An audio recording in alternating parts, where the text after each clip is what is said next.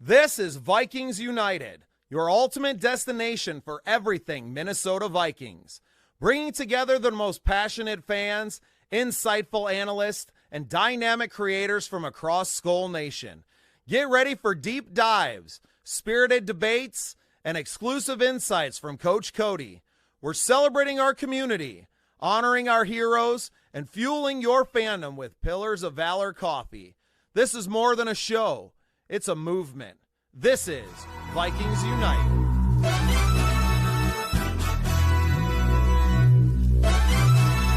Handy.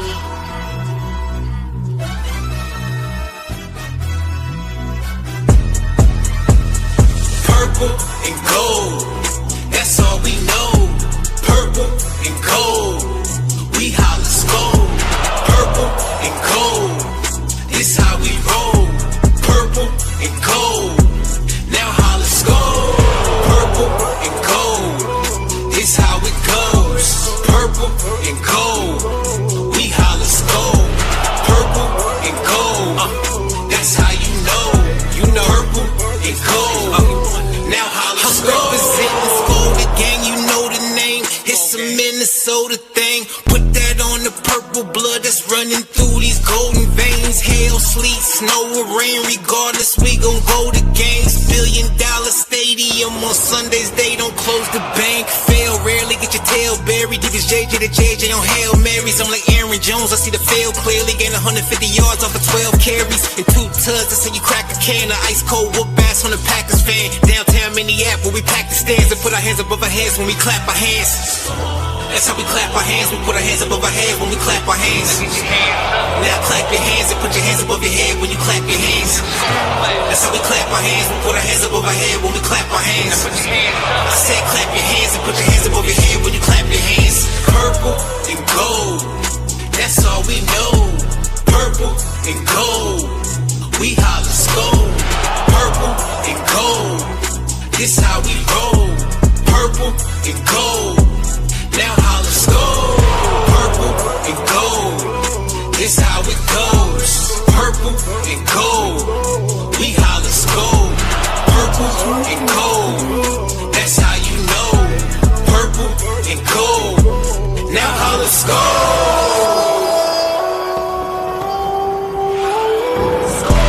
If you from Minnesota, let me know. If you from Minnesota, here we go. Minnesota notice. I'm known to skull and then blow the coldest and skull until I got scoliosis. So when we so ferocious. So just know, just way before 84 was the dopest. We showed you who the purple and the gold is. If you from Minnesota, let me know. Right now. If you from Minnesota, here we go. Minnesota.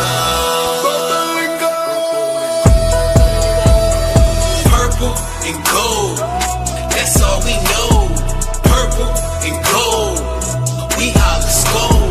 Purple and gold, this how we roll. Purple and gold, now holla skull.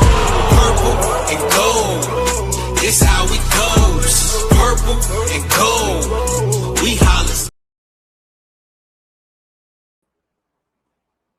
What's up, everybody? Welcome into the Scene Project Sports Network. I am your host, Bubba Starts. You are here tonight for Vikings United. I am joined by my co-host, Big B. What's shaking, B? Not much, but I wish there was some football talk we could talk about today. I know. There's nothing going on in the Vikings world whatsoever, right? Nothing at all. No big trades, no team getting better, but no GM side. No, we got a lot to talk about. And it all started last week, so definitely can't wait to get going. Yeah, I'm grateful. I'm going to get this stream shared out there because I was working on your PGA credentials while we were loading up the stream there. But I'm going to go ahead and maximize you here. I want you to kind of start with the experience. Obviously, we were at the Unreal charity softball game at the St. Paul Saint Stadium in St. Paul there, CHS Field. Why don't you kind of talk about that experience and lead us in? I'm going to get the stream shared out there and kind of give you the floor for a bit. So last Thursday, Bubba came in from his hometown, met up at CHS Field, and we got to be part of the media for the Unreal Adam Thielen charity softball game. It started, I believe, 5:30. We had the press conference, got to meet Adam Thielen, got to hit him with some questions, not too hard. Kind of like softball questions about the game. A couple retirement questions. Then we got into the press box where I sat. Bubba set us up. Had a beautiful view. Home run derby started at 6, and I think the longest ball that was hit went to Bo Richter. I think he hit one to the warning track. And for people that play softball, those balls aren't supposed to fly that far, and they did. The game came at 7:00.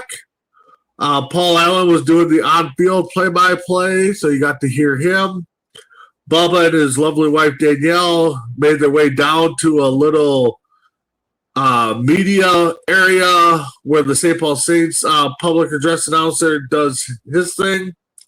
And they're camped out there most of the night, shaking hands, rubbing shoulders, elbows with the players as I was up in the press box calling the game. It was a great game to call. Yes, it was a charity softball game, but to be able to, say professional athletes' names, Justin Jefferson, JJ McCarthy, Brian O'Neill, Dallas Turner, Bo Richter, all those guys that came out, you could tell they had fun. It ended, if nobody has seen any highlights yet or heard, it ended in a bottom of the 6th home run by the host, Adam Thielen, almost like it was set up that way. Justin Jefferson had us stop our breathing for about 10 seconds when the ball got hit back up the middle. He was pitching, and he went to go glove it with his bare hand, and me and Bubba both lost our breath for a moment there and screamed, "No, don't do that."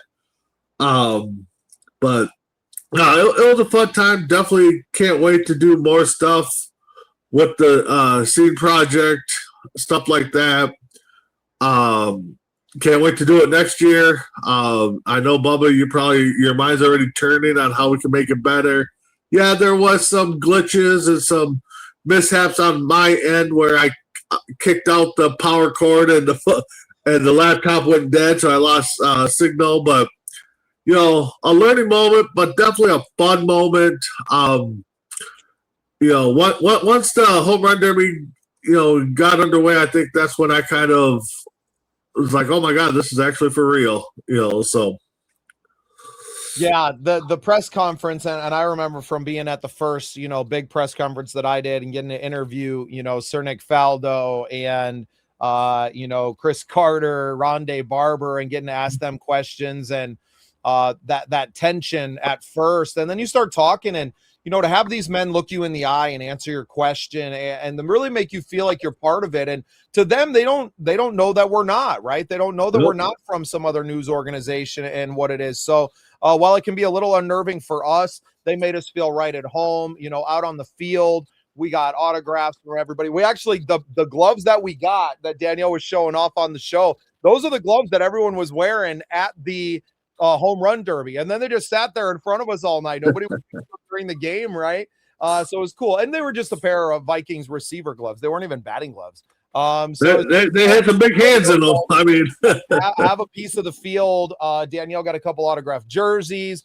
To be there, to be part of it was really awesome. I still need to get some of this, footage edited and kind of show it off for them. And reaching out for me, it was all about the networking opportunity to get to shake Aaron Jones Sr. hand, Adam Thielen, CJ Ham. All of these guys have foundations that they do a ton of philanthropic work. And to me, it was way more about how do we build a future with these organizations and with these men, but with the people behind the scenes just as much, right? So got to meet Gates, the social media manager of the Thielen Foundation, connected with her on LinkedIn now, so we can kind of stay in the know about all the things that they're doing. And yes, it's great when they get all those Vikings players together, but it's much greater when we can serve these nonprofits and to be a part of that.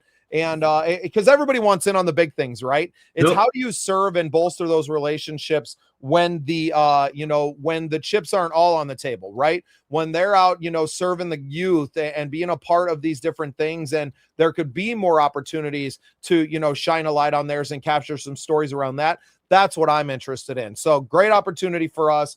Unreal action. They went back and forth all night. A lot of long home runs, a lot of really exciting play.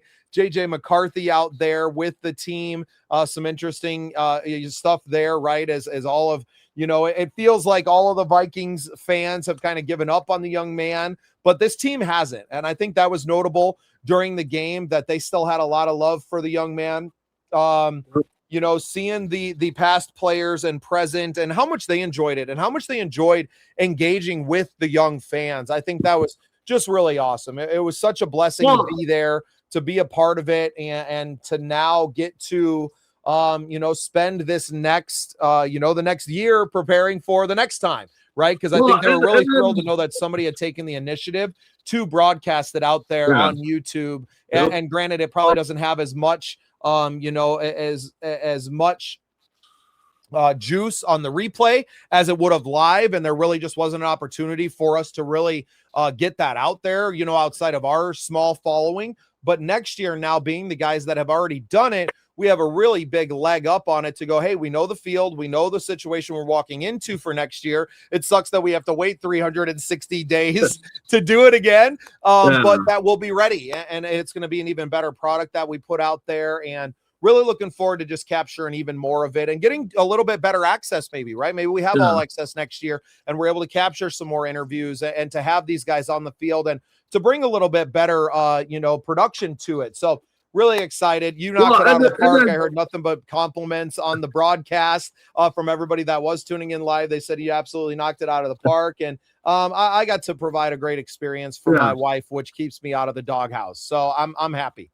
Well, and I think too, and I think CJ put it, in a clear picture is, they're sport athletes and stuff like that, but now that he's retired, he can enjoy stuff with his kids and be part of their life. And I think that's where some of the fans don't understand that. And to hear him say that, even Thielen kind of said it too, that, he gets to work on stuff with his kids and stuff like that and help them be prepared.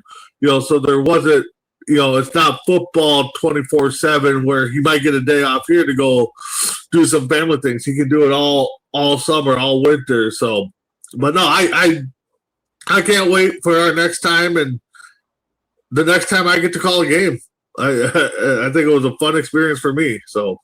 Well, and that time might be coming a lot sooner. Really encourage everyone to go and check out the coverage. It's on the YouTube channel here, and to see what we were up to during the night. I'll find some things here. You know what, B? Before we kind of get into all the football talk, and this is someone that you're going to know a lot more of yourself, but like to address the passing of Larry Fitzgerald Sr. And I'm going to go find a couple of photos to share from our experience there. But go ahead and, let's recount the man and rest in peace to Larry Fitzgerald Sr., the father of Larry Fitzgerald Jr., the Hall of Fame wide receiver.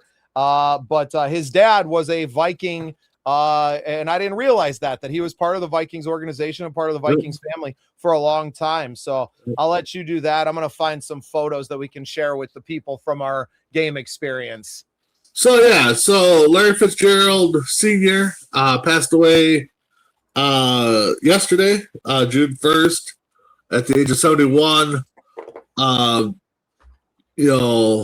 What can we say? Minnesota born, photojournalist, sports journalist for nearly 50 years. So to do something you love for that long, definitely, and then get to cover your kid in there, so there's probably a lot of different good conversations there. But to tied to the Minnesota Vikings for as long as he was. And I was listening to, of course, sports media on the way, K-Fan, on the way to work that day, that they're talking about it. And, everybody had the respect for him. And most of them were just like, I met him 100 times. I probably said 3 words to him. It was just a guy that you knew, you saw around, had the respect for. He had your respect. So thoughts and prayers definitely go out to, the Fitzgerald family, the Vikings organization, all his colleagues that he worked with.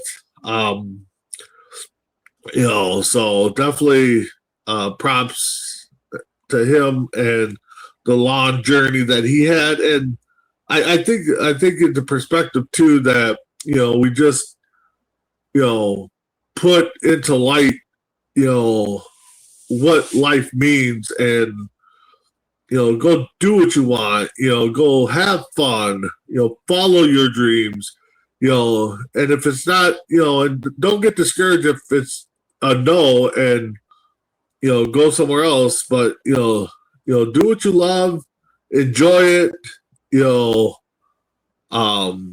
but yeah, it was sad news when I saw that, and just listening to K-Fan and talking about his meaning, I really didn't think he was that tied into Minnesota sports, but he definitely was. Just looking at here, who passed away before he was born, Minneapolis, his ball boy for the Minnesota high schooler. So rest in peace, Mr. Senior there. So, but yeah, hate to see it, and I would say gone too soon. I mean, a man probably in his 60s, I would assume. 71. Okay, so yeah, early 70s, still way too early.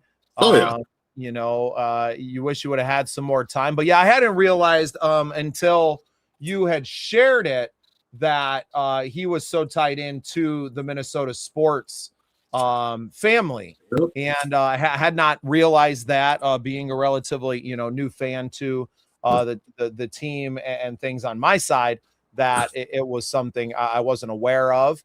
But so you're mostly in the radio world that he was. Yeah, radio world, broadcasting, there's pictures of him in the broadcast booth at some big games. But, definitely, for doing something for 50 years, that's definitely longevity, and you knew you love what you do if you're doing it that long. Yeah, pretty incredible. And I hope that we get to do it for that long ourselves, right? And to keep on, doing exactly what we've been doing here, and just really, hearts go out to, Larry, and obviously, his kids too lost their grandpa, and that's so sad to kind of think about that, but it, lost a legend there. So really grateful that we got to. Let's share some photos up here. I'll pull us off the stage, and got a good one here. Who's that handsome guy in the middle there? I don't know, man, but yeah, that was a fun experience. Probably 2 cool dudes that are, just out to have fun. Really awesome to get to bring that experience to life. Pretty incredible for us to get to go and do what we do, and just to bring it to a lot bigger stage, right? A much bigger stage. Obviously, the biggest one of our career, working together, and by far the biggest one of my career as well. It was nice to have some experiences beforehand where I felt at home. Like, this wasn't my first rodeo, if you will. In fact, the rodeo a few years ago was my first real kind of big sporting event. But I've always been someone who kind of act like I belonged there, even if maybe. Oh, you did. You really made your presence felt on the concourse there. Not afraid. I mean, I know you said if it wasn't for the lovely wife, you would have been out on the field a lot more, over by the dugouts and stuff where we were told we couldn't go, but everybody else was going there, and there was kids that you said sneaking in and stuff. So, you kept to your word and, kept to what we were told we could do and not do. And, but, at times it probably was hard to sit back and watch everybody else get where you wanted to go. So, you know what? It didn't bother me, B. I was very grateful for the opportunity. And I didn't want to do anything to put that in jeopardy. Not because it's not just for myself, right? It's for all of us. Obviously my wife doesn't want to be embarrassed in the moment, but also I don't want to screw this up for us next year. Right. Oh, yeah. So we wanted to make sure that we made a good appearance and, really honed in on, we're meant to be here. Right. And it's not this isn't a flash in the pan for us. This is something that we plan on doing a lot more, and really just grateful that we got to have the opportunity, but also looking forward to the next time. So it was nice to jip in there and to do our thing. Because maybe if we try to sneak in and do it, not by the book and not follow the rules, then at the end of the game, we don't get the opportunity to, snag the gloves that are there and to, and I didn't just swipe them and stick them in my pocket. Like, hey, Adam, are these yours? And then my wife doesn't get this opportunity at the end of the game, right? To stand there with her signed jersey and to get to have this moment standing next to Adam Thielen. And so doing it by the book this time, although not my preference, was necessary to make sure that we set ourselves up for a great time in the future. And man, just what an experience to be there right next to these guys and to shake their hands, right? And to let them know, hey, we are very grateful for the opportunity now, but how can we serve you in the future? How can we continue to, serve your foundations and build those relationships and, this is our in, right? So really just grateful for you. You did an awesome job. I'm so happy that we got to share that experience with you and to really watch you be in your element up there in the booth and to just be doing your thing. I think people really appreciated your broadcast and your demeanor up there. And, while we might not always be calling, the Vikings names on the back of the jersey, that I think we're building ourselves a future as a broadcast, vessel for some leagues out there. And we're going to continue to grow in this and wait for, we're going to keep knocking on doors. We're not going to wait for stuff to happen for us necessarily, but to go make those things happen. And that's one thing too that Adam said, just, pretty much keep knocking down doors and, doing what you want. But no, definitely, I'm up for the journey to do that. And, I know you're on Rap Show and, talk about flexing muscle. We got that little charity softball game we can flex around and be like, hey, we are able to broadcast a charity softball game. How about we come to your league and, let's do this and grow everything together, and that's one thing I think your vision is not just to exclude anybody, but let's grow it together, instead of, I'm just looking out for this scenic project, but no, you're looking out for other leagues and other opportunities. And, so I think that's definitely a good company model, just to be able to grow together. Yeah, well, and other creators too, right? And I want to shout out Rap, and I appreciate him having us on his program. I had a great time kicking it with him, talking ball, talking about obviously the game and everything, because they got such a great thing going on over there, not just with his channel, Vocal Vike on YouTube. Shout out to our boy RAP. But also they got Skullfest coming up, and that was something that I was circling early on in our in our time as a becoming a broadcaster, was like, hey, we want to be a part of these events that are going on. It's been something that's come up quite a few times. And now we know that we're going to be there, right? I don't know that they've announced the location yet officially, but the Scene Projects will be a part of Skullfest this year. They have a date, September 12th, opening home game weekend. We're going to be up there. We're going to be broadcasting live from the event, kind of give those guys a chance to just hang with their people in person, but also providing a chance where they can come in hot mic and just sit down, right? They don't have to worry about the whole production. They can come in and sit down, talk to their people, broadcasting on all the multi-channels, obviously out on the Booms TV 2.0 as well. I don't know if we'll broadcast it live there, but obviously the replays are going out there. Shout out to you guys. If you're tuning in now, you want to check out the replay of this, download Booms TV 2.0 on your Roku, and you can check out everything there from our, time at the charity softball game. It is on Booms TV 2.0. You can see it there on the screen. Download the app. Check out all of our content there. We're going to be sharing more from Rapping the Guys too. Quick shameless plug here as well. If you want to support the show, go and buy some merch. Shop.thesceneprojects.com. We got some awesome hoodies and some new stuff up there as well. Get yourself a new coffee cup like I have to since I left mine in St. Paul. And we just you did, huh? I left it at Paul's house. I'll get it back in July when we're up there for the 3M Open. No big deal. Quick word from our sponsor at Odyssey Exteriors, and then we're going to come back. We're going to talk about Vikings' new GM, Nolan Teasley, who just got hired over the weekend as well. So excited about that. Quick word from Odyssey Exteriors, and we will be right back. In Minnesota, your home faces it all. Brutal winters, pounding hail, and summer storms that don't hold back. That's why homeowners trust Odyssey Exteriors, your local, family-owned exterior experts based right here in Burnsville. From roofing and siding to gutters, windows, and decks, we use Midwest tough materials and certified crews to protect what matters most.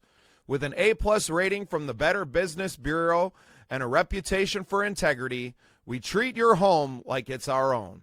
Call 952-923-0062 or visit OdysseyEXT.com today to schedule your free exterior inspection.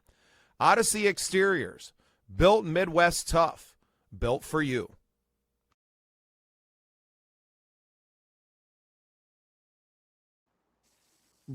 Really appreciate Cole Quinnell there and Odyssey Exteriors for supporting the program, supporting the events that we're doing, growing with us.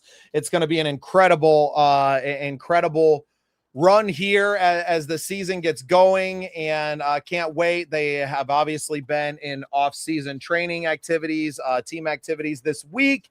A lot of talk about the QB competition, but the Vikings made a huge move in their front office, hiring Nolan Teasley as their new GM, filling the role that Rob Brzezinski had been in.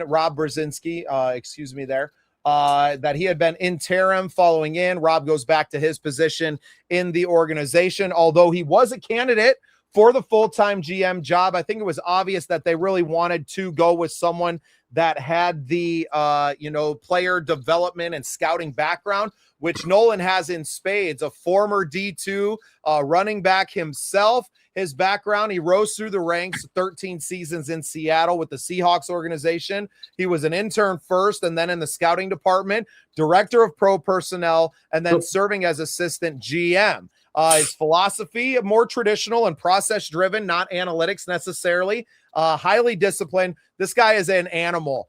He is about his work, and it seems like he is maniacal about the details, which I really like that. Emphasizes talent evaluation at both the collegiate and professional level. So it's not just about scouting these guys in college. It's about the continued scouting process and the development of players. A player we talk about a lot, Jordan Addison, who has been getting by on that, 40 time for the last 3-4 years and assessing that talent. I feel like that Nolan's going to bring in a mentality that, like, you have to prove it every day with this team. We ain't riding on what you've done. It's what have you done for me lately? And I really like that. Vikings finalized the hire after the draft here, concluding this multi-week search.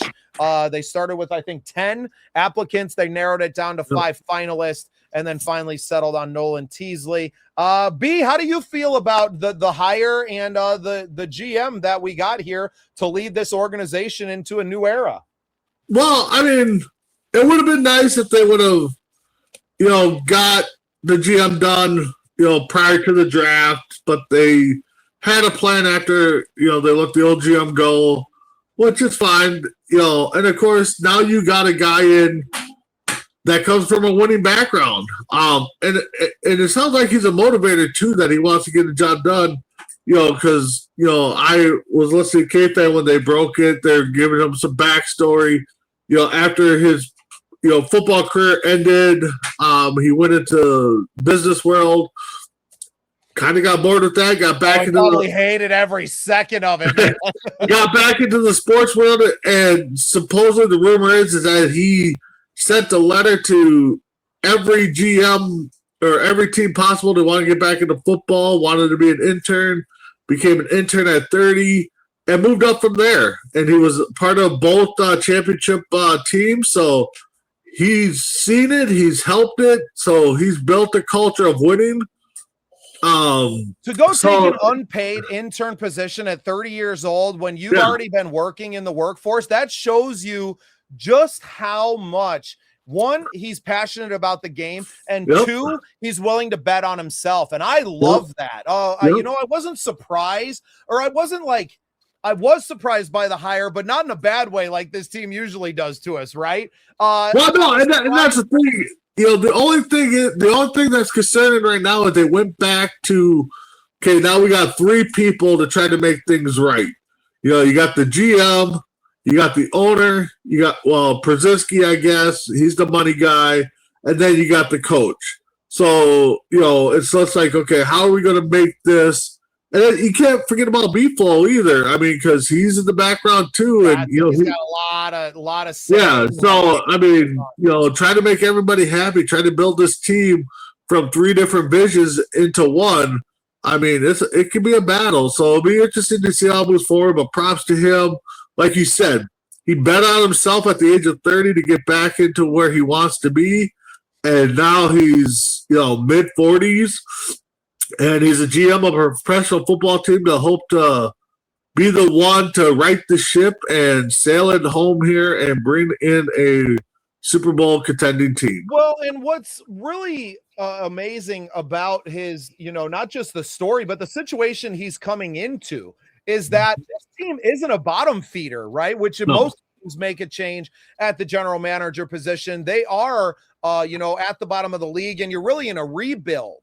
And team is not there. This team needs really, you rebuilt this season, this offseason through the draft. They're in a competitive rebuild. They're not in a full meltdown. I mean, right. Well, and I don't know that it necessarily needs a rebuild. You just needed to refresh the talent base. Yeah, maybe that's what it is. To do that through the draft this year, I think that the scouting department necessarily didn't need a teardown, but it was obvious that the man that was making the final decisions in Kwesi was not making the right decisions at the end of the day.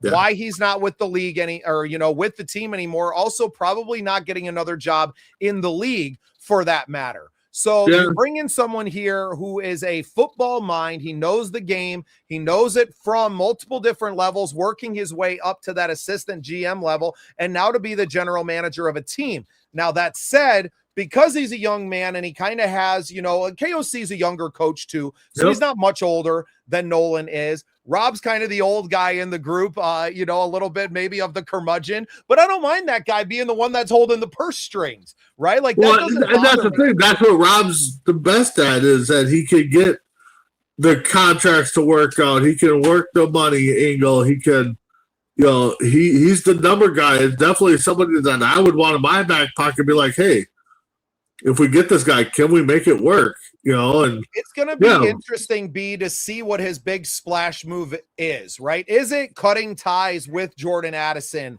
Is it, finding? Yeah, but would that be a big, like, oh my God, the Vikings? Because I think you could have done it already. I think other teams, other championship teams, dealing with this and the lack of production and things that maybe already made the move and maybe took less than what they do. The thing coming in now that I really like is that you have someone coming in from the outside that doesn't have any emotional ties to these picks, these players, this thing at all, that they're coming in now and they don't owe anybody a damn thing. And I think that is having the one that thing. coming in at the top, it's going to be interesting to see where they really factor in. How much control does he have? Does he have full control of this team to make every decision with nobody kind of being able to tell him no? Right. Yeah. Except, and that's not to say that you just come in and you start cutting and trading and everything and tearing things down to the studs. I don't think this team needs that. But does he have autonomy? Right. And can he make those decisions? And whether he looks for input from different guys or not. Obviously, KOC was heavily involved in the interviewing process, whether you agree with that or not. Me and Rap definitely had some things to go back and forth on his show, kind of talking about that. Oh, that a little unorthodox for a guy to be in the process of hiring his new boss, right? But what does he have the authority if this team is underperforming, as we've said, over the course of the first 6 weeks of the season? They come out and lay some eggs and go 2-4 with what we feel like is a competitive roster. Does he have the authority to say, hey, man, this KOC guy ain't getting it done and he's being too rigid with his play calling and his unwillingness to give it up? Will he make that call to look down at him and say, you either give it up or you lose your job? Or does he just say, hey, man, this thing's kind of run its course. Brian Flores has proven himself with this defense. We're going to roll with B-Flow as the head coach of this team before you sink this season. You know, it's going to be interesting to see how this all plays out now. Yeah, it is going to be interesting how it all plays out. Definitely, I mean, like you said, he has no ties to anybody on this roster. He didn't pick anybody. And, of course, I mean, people are going to say, well, you mean he's going to get rid of Jefferson? No, I mean, he did bring him in, but he's not going to get rid of the best guy in the league. You know, so, I mean, he's going to go forward. I'm with you, Bubba. I'm kind of waiting to see what his big move is going to be. You know, now, do I agree that, you know, KOC should have been in the process of hiring his new boss? You know, it's kind of like saying, should your superstar athlete be involved in hiring the new coach? I mean, yes and no. You know, yeah, you're going to find opinions on both sides of that one too. And we don't know how involved in the interview process necessarily that KOC was. I haven't necessarily seen reporting on like he was in on every single interview. He was there for every moment of it. Well, I don't know if it was like that. I think out of the final 5 or 6 guys they were interviewing, I mean, KOC had ties with like all but 2 of them, I think. So he's also been in the league now for a long time too. It's hard. It's a small pool, right? Everybody knows everybody. They've been in different organizations and been around the league. So I don't necessarily put a ton of stock into that. It's easy to have. I mean, right now we can say we have ties to TJ Hawkinson, right? Well, you know, well, you do. I mean, you actually got to interview him and, you know, sit down with them, or I should say sit down with them, but no, next to him, he's a big dude still. It's going to be interesting to see what this year brings, you know, if they turn it around. And the thing is let's say we turn it around. Well, was it the turnaround or was it the influence on the new GM? I mean, you know, now people are going to rub heads that way. So it's just, you know, if they do start 2-4, like you said, okay, KLC, we got to cut ties with you. I mean, or give up the play call and let somebody else call the plays and see what happens. But yeah, I mean, you've already let go of the general manager of the team that was there. So who's kind of next on the list? And you just recommitted to Brian Flores in the offseason. So to me, the first person on the chopping block at this point is the head coach play caller. Especially if this offense stumbles, because I really feel like the defense is going to gel rather quickly. A lot of talk about Hitman staying in shape already and talking, you know. So, I mean, things are coming out. Gotta love OTAs. We're going to get more into that talk. I don't know how closely you've been following it. I've watched a couple of highlights from Tyler, a couple good throws from JJ. Yeah, that's the whole thing with preseason. It's just like they're going to hype it up. I mean, last year they're hyping up how JJ looked. This year it's, well, look at Kyler had, you know, 4 great throws to Jennings. Oh, McCarthy had 4 great throws to, you know, Addison. Oh, Addison's running, you know, like a bent out of hell. JJ's doing. Jefferson's doing his. Yeah, he better. Yeah, so it's all the perspective of who's reported and stuff. I mean, granted, they're not going to come out and say, "Oh, JJ looks like garbage," or McCarthy. Kyler can't see over the 7-foot offensive line, so he threw 3 picks in the OTs. In practice, they're not going to say that. They're going to definitely say all the good things, but we'll see what preseason game 1 does and make judgment there. I don't put too much stock in OTCs and all the offseason workouts and stuff like that. I want to see what they are in game action. That's why I don't put much stock into the combine, because you're seeing people not in their element. Now with pads on, of course they're going to be a little bit faster moving and stuff like that. Give me the pads and let me see what rolls. I mean, Coach Cody could probably say the same thing. He'd rather see people in pads and not just running around with no pads. Noticeable, though, is it looks like mechanically JJ's leg kick seems to be gone, and that was something that we pointed at a lot. Now Kyler Murray, a little more entrenched athlete in that, but making a deal of that. I think everybody's going to make a big deal out of anything. And I just saw I saw a clip from ESPN and one guy that said anybody with a heartbeat could beat JJ McCarthy in a competition. And it's just like, man, this is why I don't watch your networks. Yep. Right? You guys just talk out the side of your necks and you say the stupidest shit I've ever heard. And those will be the same guys that come out week 7. The Vikings are 7-0 and be like, oh my God, McCarthy's lighting it up. He's an MVP candidate. I had faith in him since day one. You just had to give him time, because that was the same thing we were hearing with Caleb Williams last year. See, now look at it. He's growing into his own. You got 18 games under your belt. That's the average the quarterback needs. Now let's see what's going on with them. I mean, everybody doesn't. They don't want to look like they don't know what they're talking about. That's why they always have to backtrack. You know what? So I got a way crazy prediction. What I think best for the organization. Check this out. Okay. So Kyler starts, plays your first 7 games, maybe goes 500, but looks like the same player that he's always been. Meanwhile, JJ McCarthy is really starting to turn a corner in his development behind the scenes. One of the starting quarterbacks in the league gets hurt, and you're able to trade Kyler for some serious draft capital after only signing him to a vet minimum deal. And you're able to restock the coffers, selling a guy that would not be on your team probably next year anyway, because you're not going to pay him. And you made the decision. Talk about a move for a young GM to entrench himself into Vikings lore. Nolan Teasley, make it so. Well, and that's the whole thing. That's the big what if. I mean, what if the Vikings are at 500 at the trade deadline, but Kyler Murray is just lighting it up stat-wise? I mean, definitely you can move him. I mean, you're definitely going to want to, if you know he's not going to be the guy next year, you got to move him. And if he does have, a better year, above average year, you're going to have to pay him. So do you want to pay him? And then, what's that do to the kid?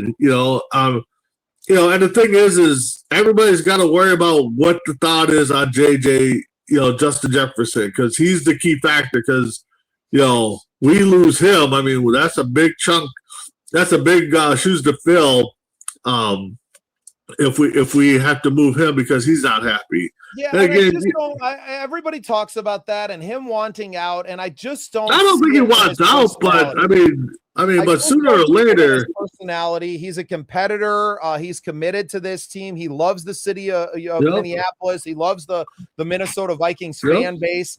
You can see what it means to him on every level. I don't see him ever. It would have to be so bad, and even in the worst season that he's had, that he's still got his 1,000 yards. And I'm sure these personal stats probably don't mean a lot to him anyway. I mean, the guy's going to be a first ballot Hall of Famer pretty much no matter what he does, right? He could quit now and be there. What's up, Paul? Good to see you, man. What's up, Paul? We're just talking new. Cody's not here. He's fired. No, that's why he's not here. And so you can't fire someone and then expect them to show up the next week. Paul, we're just talking OTAs, making some crazy predictions about trading Kyler Murray mid-season for some serious draft capital. And that could be something. I mean, it might not even have to make headlines at mid-season. the Vikings are, we're talking 2-4 going into the bye week or something like that.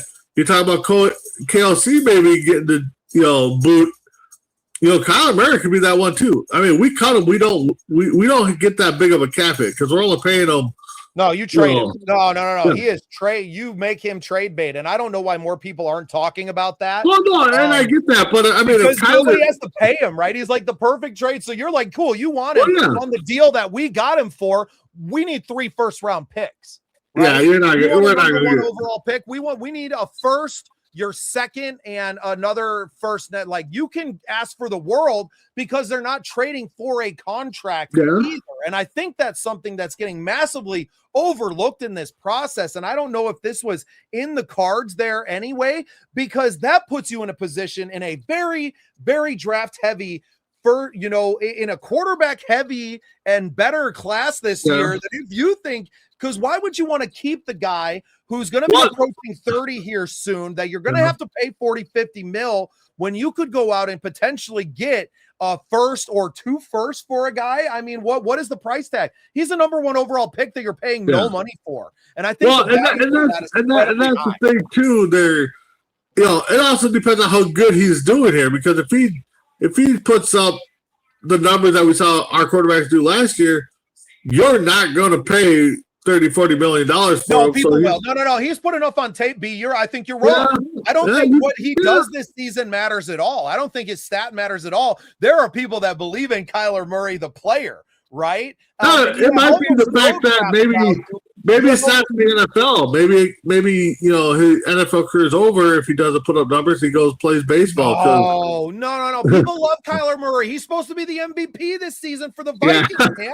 Listen how people talk about him. He is extremely valuable. And I think you're going to get hated on by the fan base who are like, this could have been our guy. And even if he goes on, you could set your team up with so much top tier talent with something like that. I just don't think enough people are talking about it. And I don't think especially if JJ McCarthy. And I think this team's going to run differently too. If this team has a running game and leans on their running game, you make the playoffs last year, right? And JJ McCarthy gets another game to develop and maybe shows you a little bit more in the playoffs. And that's the thing too is, you also gotta fix those mistakes that cost you those games.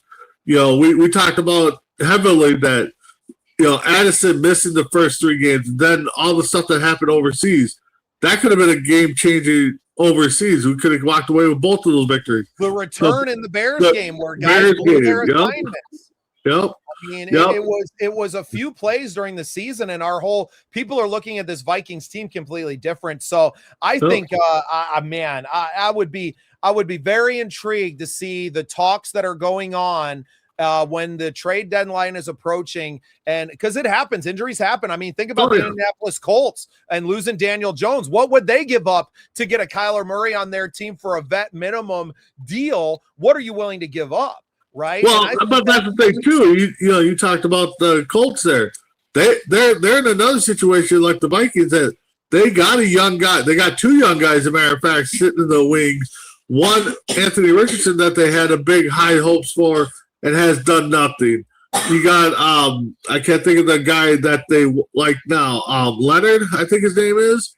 And then of course you got Daniel Jones. So I mean, they're kind of the same boat that the Vikings are in. Let's see where we go at. We saw what Daniel Jones did.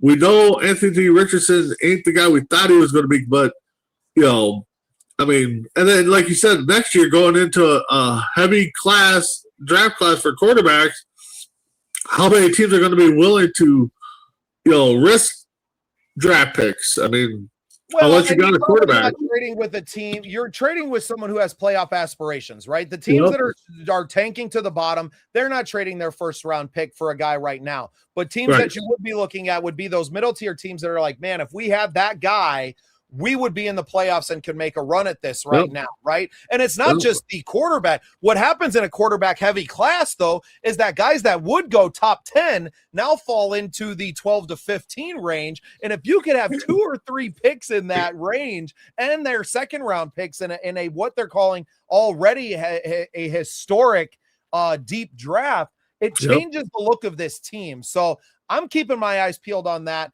It's way too early to tell. It's to me, it's all dependent on the development of JJ McCarthy out of the spotlight, right? I think Kyler has enough. What's up, Daniel?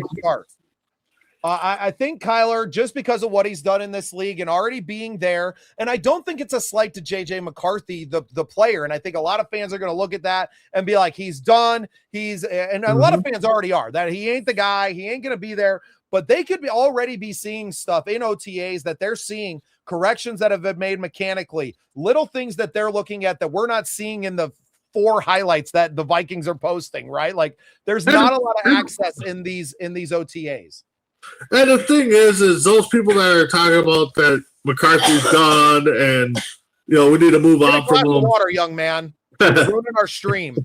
Yeah, he's, those guys are going to be the ones that when McCarthy does do good, they're going to shy away until he has that bad game again. Be like, oh, see, I told you he was garbage. Okay, where were you with those other 4 victories that he had 300 yards, 3 touchdowns, no picks, stuff like that, so. I think this team has gotten so much better. It's crazy to look at the talent. I think you improved at every position that we talked about you needed to. Now, maybe it wasn't like the big splashes that you thought it was going to be. It wasn't the names that ESPN was talking about. But I think this team got dogs at all of the spots that they needed it. They got help on the offensive line. They got help at wide receiver. They got help in the running back room. They got help in the safety and the cornerback position.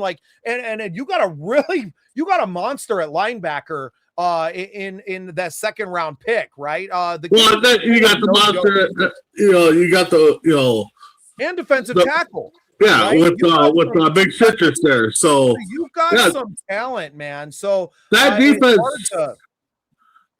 is probably going to take a lot of stress off if healthy, and they can come together. And Beeflo seems to be that guy with the magic wand. If Banks can, if Banks and Big Citrus can be the players that they're projected to be, especially Banks coming off the foot injury.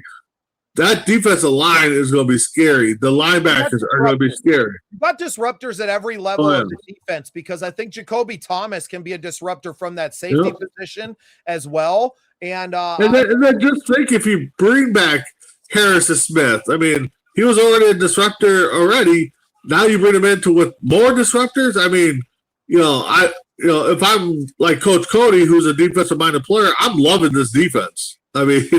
They're going to be a problem. I right after the draft, I looked at what they had done and knowing the coach that Beeflo is, and not just him, but the staff that he has to be able to coach these guys up. I think it's going to be really impressive what they're putting together and really able to attack offenses now and dictate play instead of kind of more playing a bend, don't break style of defense that you saw from them, especially early last year. It started to get a little bit better in the end as Dallas Turner came on and started to apply more pressure. Now you have him with more experience, a little bit heavier, a little bit more stout, a little bit more experience with his hands and knowing what guys are trying to do to him.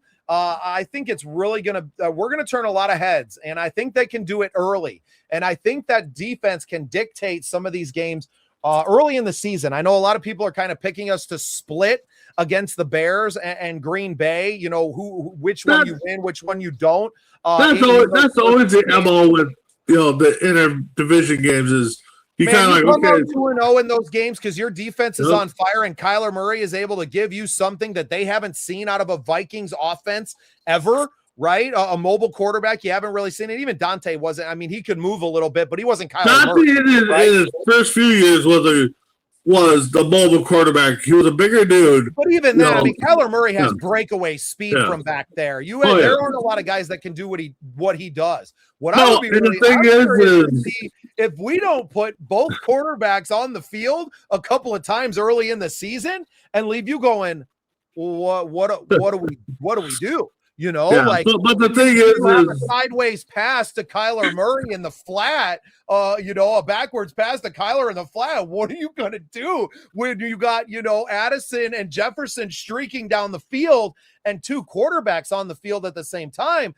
There's some tricks up the sleeve, and I bet we see them early, and I wouldn't be surprised if you saw them in those first 2 games against your division rivals. Because if you go 2-0 to start the season, You are in control moving forward, right? And you have put the entire, not just the division, but the NFC on notice, especially if that defense is starting out there. Now, obviously, we're in our way too early OTAs. Well, and the thing is, too, is how dominant are those first two games? I mean, if you go out there and just, put the pedal to the metal and you're definitely going to have everybody head shriveling and shaking and be like, oh, my God, the Vikings are for real, and what's going to happen. But, again, and I hate to keep bringing it up, but a lot of it's going to have to be that offensive line. How can they protect? I mean, yes, Kyler Murray's got that breakaway speed and he can make things develop, but you still need an offensive line that can hold those guys off for a good 10 seconds, Well, and I don't no, you need somebody that can hold the line for 4 seconds. That would be nice. I don't think we even sniffed that last year on average. It was pretty bad. No.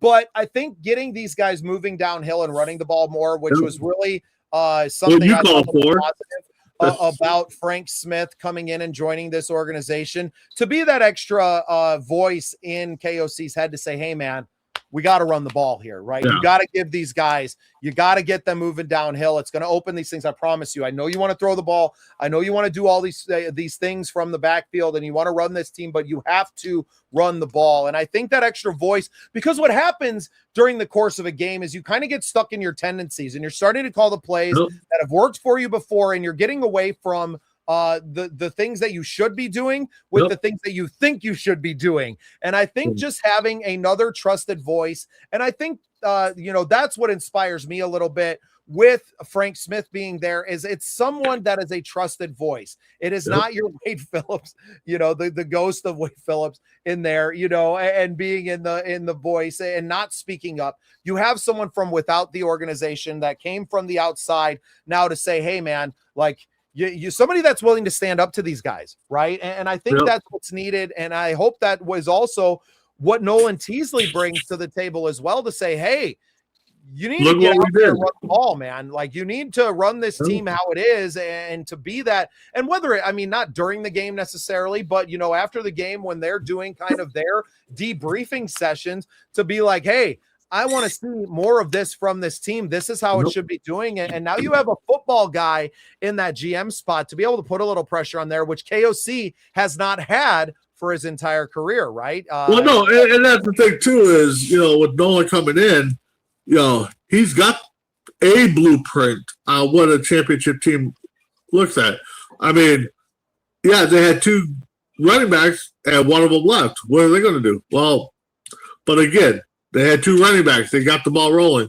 I mean, our longest run came from our wide receiver. I mean, that should not happen. That's already going to change. That's already, I guarantee you, we see a 50-plus yard run out of our new cornerback, Dramon Claiborne, guaranteed, right? He just has that home run speed. If these guys can open a hole, he can hit it and absolutely be gone. We're going to see some runs. And you still have Aaron Jones Sr., who is reliable in the backfield as a third down blocking running back and can catch the ball. And you put Jordan Mason in the position that I think he should have been all year last year as being your workhorse back, a guy that can carry it, 15 to 20 times a game and really wear a defense down because of his style. He does not have that breakaway speed, unfortunately, right? But he's got enough juice to really hit guys in the hole and not shy away from contact. I really think you're seeing something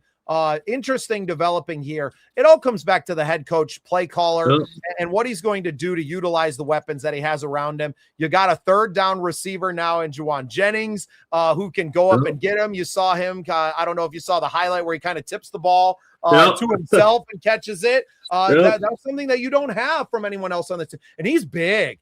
He's a thick wide receiver. And I know they don't have pads on yet, but seeing him out there and the strength that he has to fend off some of these guys, JJ's going to beat you with his agility and his speed.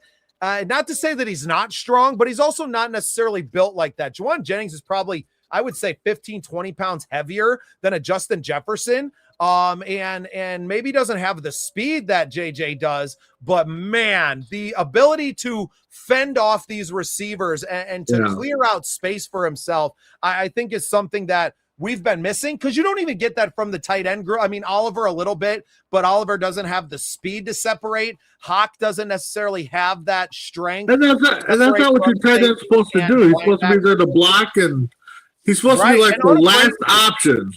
Not just the size to do it, but the want to, right? The grit to get in there and to block guys. I think that was really missing from this team last year.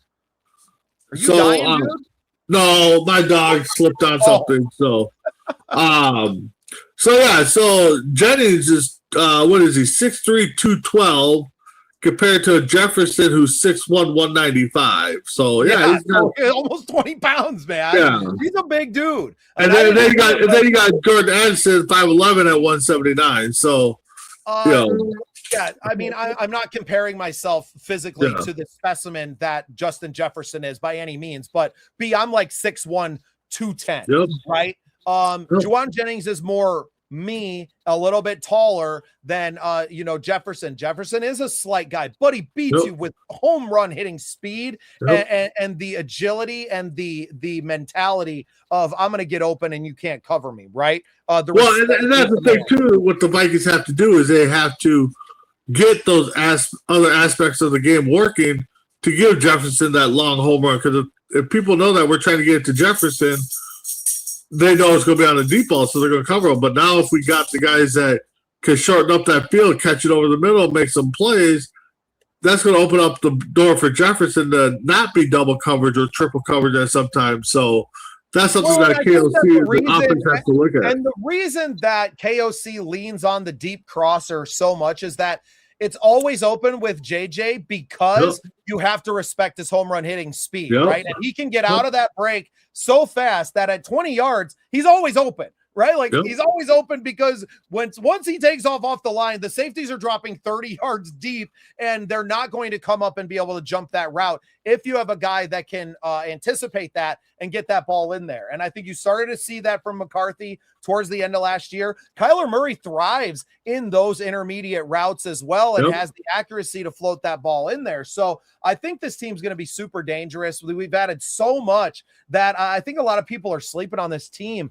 People picking this team to be the division is wild to me. And I just don't see it. And I think dangerous no matter who the quarterback is, to be perfectly honest. And I think all the experts and a lot of fans from other teams and even some Viking fans, they're looking at the old story that if you don't have a quarterback, you don't have that leader, you don't have that guy you count on. So and with our quarterback issues, that's what they're looking at, is that we don't have stable play at the quarterback position to where we could be a contender. So a lot has to be with KOC, the quarterbacks, that offensive line to get us to start, winning games and making people's head move and be like, well, we were 100% wrong on the Vikings and their issues. They fixed it, and now they're heading to the playoffs, so. Yeah, well, I'm looking forward to those conversations. B, I don't want to keep us too long tonight. We kind of covered everything that we had to running the show all by our lonesome tonight. Another shout out to our sponsors at Odyssey Exteriors. Make sure you're calling them. If you got any roofing problems, it's storm season, guys. We know that your roof has been taking a pounding. Mine has. We've had an insurance claim on ours already, so I'll be calling Cole and the guys to come and do ours as well, although I don't think they service South Dakota, unfortunately. But everybody else's roof on the team is going to be covered by them. Call 952-923-0062. Have them come out, free estimate. Cole and the boys are going to take care of you. They're going to work with your insurance company. Make sure you get the most money and get what you deserve, and they're really going to take care of you. Tell Danielle sent you. Yeah, that's right. B, absolutely a pleasure working with you, man. Had a great time last week. Meet you in person. I look forward to doing it a lot more. I've already been reaching out to the St. Paul Saints organization, letting them know how good of a time that we had in their building, hoping that we can come back and do some more for them.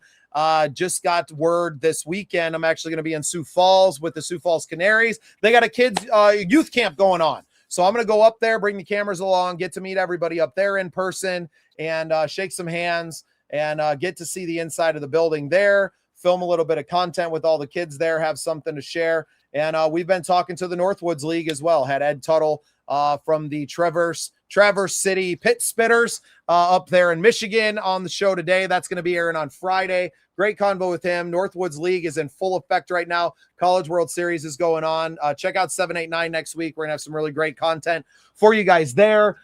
Just thrilled, man. The network is kicking ass right now. We got a lot of great golf shots that are going out. Well, I mean, the shots aren't great, but we got some funny content. If you like laughing at people on the golf course, you can laugh at me in pods. We've been putting a bunch out every single day. We're here not just for the news, but we're here for some levity from your day. Have a laugh with us. We're just regular guys and gals out here who love sports, who love our Vikings. But we love being together to talk sports with our friends. And we hope that's why you come here to the network and why you keep coming back. Make sure you subscribe to the channel. Give us a follow on all the social media as well. We're all over Instagram, Facebook. Haven't made it over onto TikTok yet with the Projects Network, but when we get a 18-year-old intern that knows what the hell they're doing over there, we'll be sure to get some more content over there as well. Appreciate you guys. B, I appreciate you. Thanks for joining me as always. No.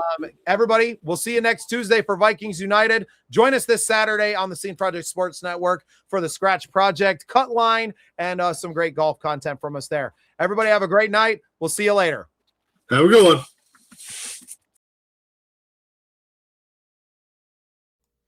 In Minnesota, your home faces it all. Brutal winters, pounding hail, and summer storms that don't hold back.